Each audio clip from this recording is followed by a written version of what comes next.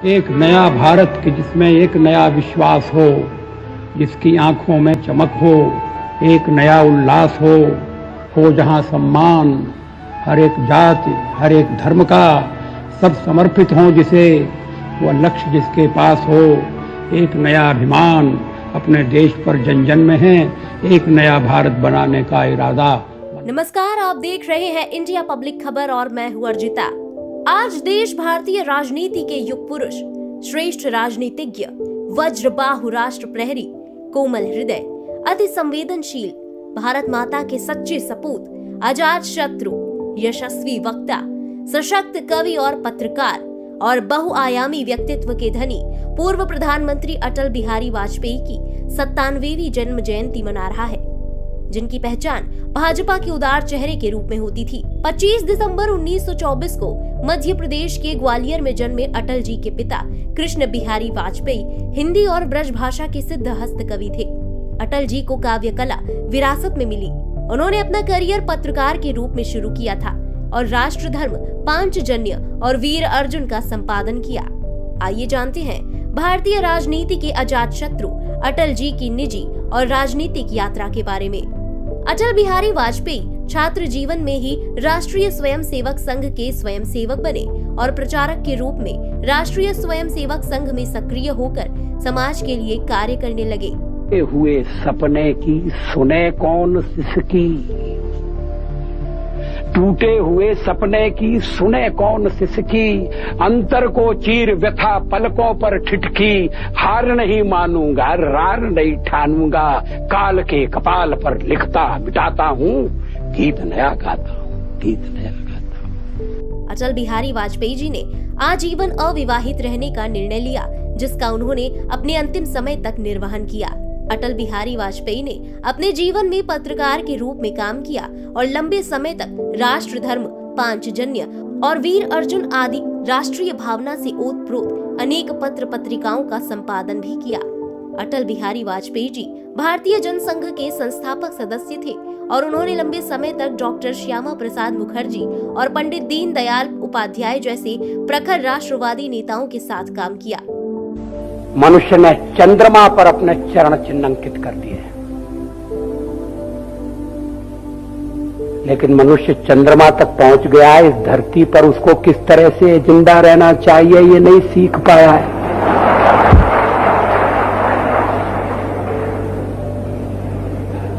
हम पक्षी की तरह से आकाश में उड़ सकते हैं, हम मछली की तरह से सागर में तैर सकते हैं, मगर हम इंसान की तरह से धरती पर नहीं।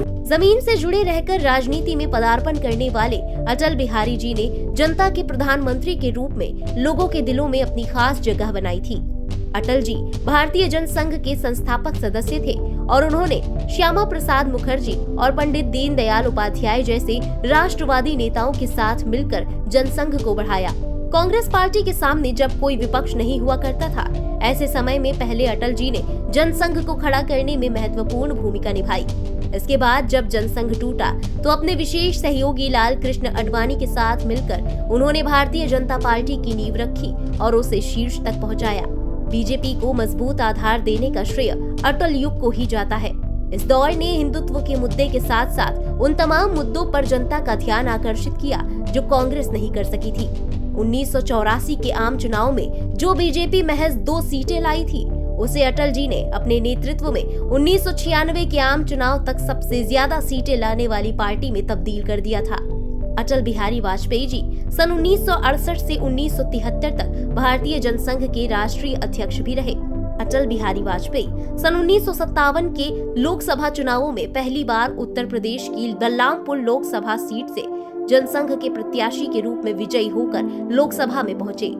अटल जी 1957 से 1977 तक लगातार जनसंघ की ओर से संसदीय दल के नेता रहे। अटल बिहारी वाजपेयी ने विदेश मंत्री रहते हुए पूरे विश्व में भारत की छवि बनाई और विदेश मंत्री के रूप में संयुक्त राष्ट्र में हिंदी में भाषण देने वाले देश के पहले वक्ता बने।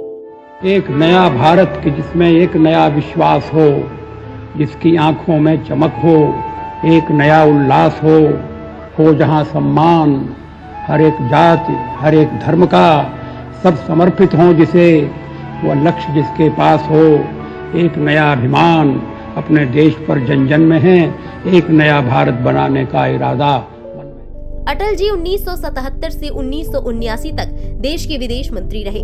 अटल बिहारी वाजपेयी ने अपने ओजस्वी भाषणों से देश के प्रथम प्रधानमंत्री पंडित जवाहरलाल नेहरू तक को प्रभावित किया।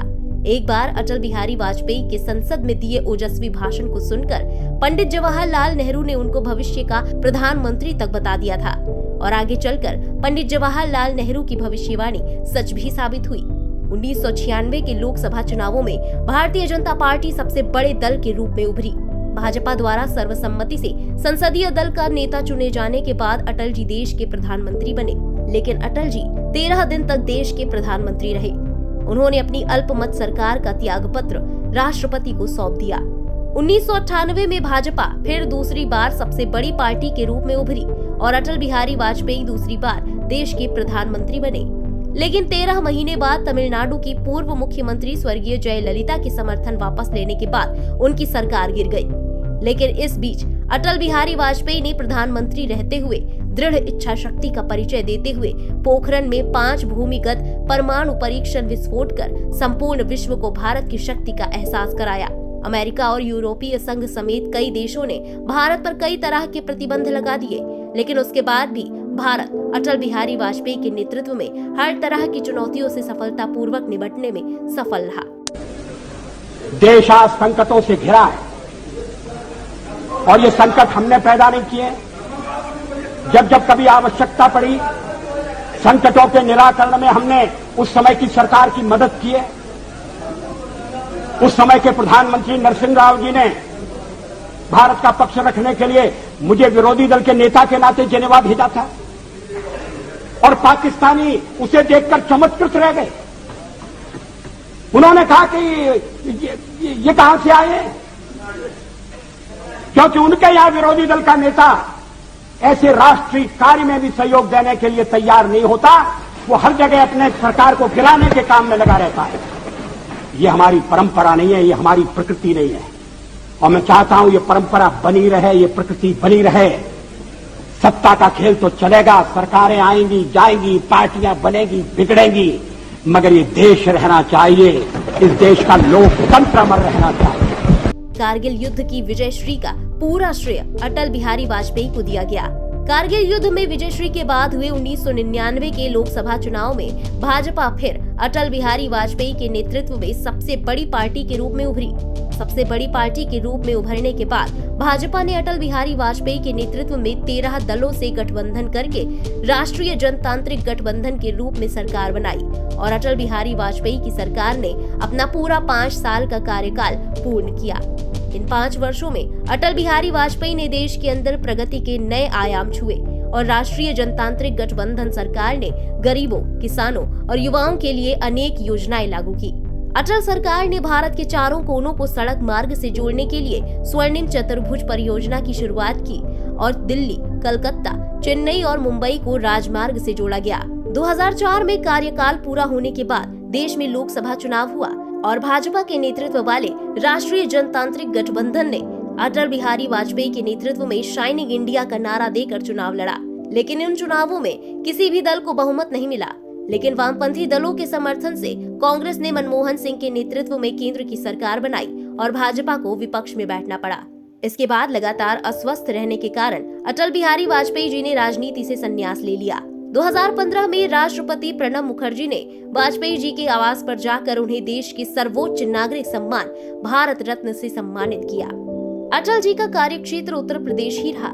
प्रथम बार बलरामपुर से निर्वाचित होने के बाद उन्होंने लखनऊ को अपनी कर्म भूमि के रूप में चुना और यहीं से चुनकर उन्होंने देश का प्रतिनिधित्व किया। उनका व्यक्तित्व ऐसा था कि हर धर्म, हर मजहब के लोग उनके मुरीद थे। 3 बार देश के प्रधानमंत्री रहे अटल बिहारी वाजपेयी का यूपी की राजधानी लखनऊ से भी खास लगाव रहा है। अटल जी पुराने लखनऊ की राजा ठंडाई के बेहद शौकीन थे। वाजपेयी जी पुराने लखनऊ की कचौड़ी और रसमलाई के साथ नकुल मिठाई के भी दीवाने रहे हैं। लखनऊ की फिजा में अटल जी का नाम अमर है। ये बात जग जाहिर है कि अटल जी खाने पीने के बेहद शौकीन थे और लखनऊ से उनके जुड़ाव की वजह यहाँ का खान पान भी था। अटल बिहारी वाजपेयी को पुराने लखनऊ की ठंडाई बेहद पसंद थी। पुराने लखनऊ के चौक स्थित गोल दरवाजा चौराहे पर मशहूर पंडित राजा की ठंडाई अटल बिहारी वाजपेयी जी की पसंदीदा थी। अटल जी में काल से अटल रार करने का ऐसा मादा था जिसने उन्हें राजनीति जैसे कलुषता से भरे क्षेत्र में भी एक चमकदार नायाब हीरा बनाए रखा। अटल जी वे पहले शख्स थे जिन्होंने इस मिथक को तोड़ा कि भारतीय राजनीति में नेहरू वंश के सिवा कोई और देश नहीं चला सकता। वे ऐसे अजातशत्रु राजनेता थे जिन्होंने अपनी वाक्पटुता और अद्भुत भाषण कला से न केवल आम जनता को अपना मुरीद बनाया बल्कि उनके कट्टर विरोधी भी उनके कायल रहे। भारत की राजनीति में मूल्यों और आदर्शों को स्थापित करने वाले राजनेता और प्रधानमंत्री के रूप में पंडित अटल बिहारी वाजपेयी का काम बेहद शानदार था। उनके कार्यों की बदौलत ही उन्हें भारत के ढांचागत विकास का दूरदृष्टा कहा जाता है। सबके चहेते और विरोधियों का भी दिल जीत लेने वाले बहुआयामी व्यक्तित्व के धनी पंडित अटल बिहारी वाजपेयी का सार्वजनिक जीवन बहुत ही बेदाग और साफ सुथरा था। इसी बेदाग छवि और साफ सुथरे सार्वजनिक जीवन की वजह से अटल बिहारी वाजपेयी जी का हर कोई सम्मान करता था।